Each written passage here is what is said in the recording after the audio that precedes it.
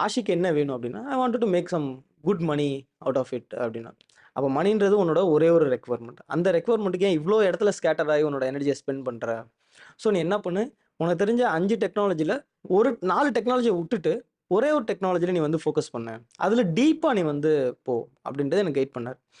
அத முடிச்சு அன்னைக்கு நைட் நானும் சல்மான்லாம் ரூம்ல உட்கார்ந்தோம். அதையே யோசிச்சுட்டு இருந்தோம். என்னமோ அந்த ஆளு சூப்பரா பவித்ரன் என்னன்னாரு? பவித்ரன் வந்து ஃப்ளெக்ஸ்ட்ரானிக்ஸ்ன்ற ஆ. கம்பெனில ஓ! ஜாப் கிடைச்சோன்னே, அவனால சென்னையிலேயே. சென்னையில. ஓகே. அவனால வந்து எங்களுக்கு ரிமோட்ல தான் சப்போர்ட் பண்ண ஆரம்பிச்சான். Okay, okay. ஸோ அதனால வந்து நானும் சல்மானும் தான் மேக்ஸிமம் டிராவல் ஆரம்பிச்சோம். கடைசியா தான் வந்து சேர்ந்தாரு முபீன்.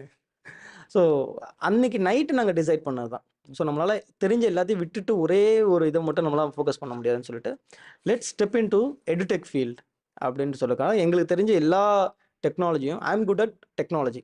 எங்களுக்கு Salman is good at educating the technology in a very easiest way. Okay. அவன்கிட்ட ஒரு ராக்கெட் சயின்ஸ் 5ஆம் கிளாஸ் பையனுக்கு சொல்லிக் கொடுக்க சொன்னா சொல்லிக் கொடுப்பான். அவனால முடியும். அவன் வந்து நமக்கு இந்த காலேஜ்லலாம் ஒரு ஃப்ரெண்ட் இருப்பானே, ஆ ஓவர் நைட்.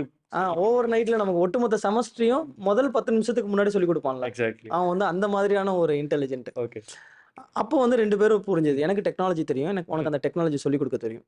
அப்போ நமக்கு தெரிஞ்ச எல்லா டெக்னாலஜியும் சின்ன பசங்களுக்கு சொல்லிக் கொடுக்குற மாரி ஒரு கரிக்குலமா நம்ம டிசைன் பண்ணலாம்.